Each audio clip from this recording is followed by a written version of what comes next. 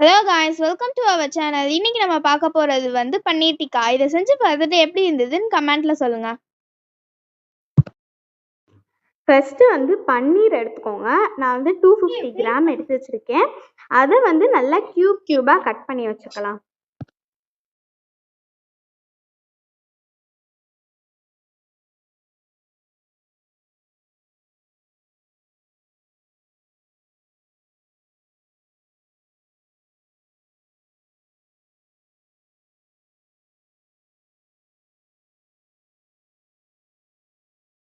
இப்போ க்யூபாக கட் பண்ணி வச்சாச்சு. அதுக்கடுத்து வந்து ஒரு பவுலில் வந்து அந்த பன்னீர் எல்லாத்தையுமே மாற்றி வச்சுக்கலாம்.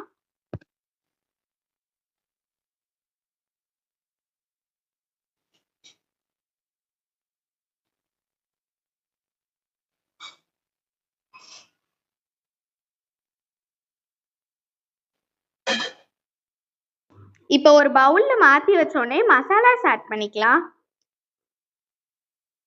ஃபர்ஸ்ட் வந்து ஜிஞ்சர் கார்லிக் பேஸ்ட் எடுத்து வச்சிருக்கேன்.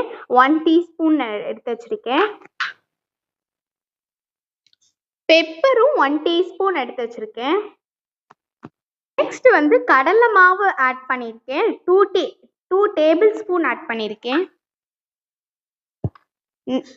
நெக்ஸ்ட் வந்து சில்லி பவுடர் ஆட் பண்ணியிருக்கேன். அது வந்து உங்களுக்கு தேவையான அளவு போட்டுக்கலாம். நெக்ஸ்ட் வந்து டர்மரிக் பவுடர் ஆட் பண்ணிக்கலாம். லைக் கொஞ்சமாக ஆட் பண்ணால் போதும்.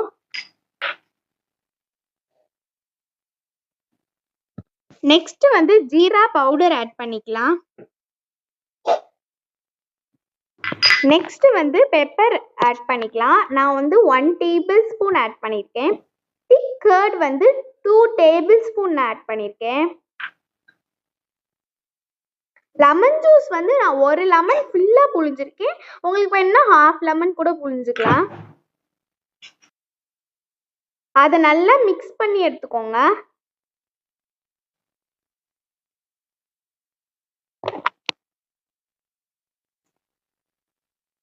அது நல்லா மிக்ஸ் பண்ணிட்டேன், உங்களுக்கு பார்த்தாலே தெரியும். அதுக்கடுத்து வந்து நம்ம சால்ட் ஆட் பண்ணிக்கலாம். உங்களுக்கு தேவையான அளவு நீங்கள் ஆட் பண்ணிக்கோங்க. அதுக்கடுத்து திருப்பி நல்லா மிக்ஸ் பண்ணிக்கோங்க. நெக்ஸ்ட் வந்து கஸ்தூரி மெத்தி நான் ஆட் பண்ணியிருக்கேன். அது வந்து 5 hours வரைக்கும் நீங்கள் அதை ஊற வச்சுருங்க.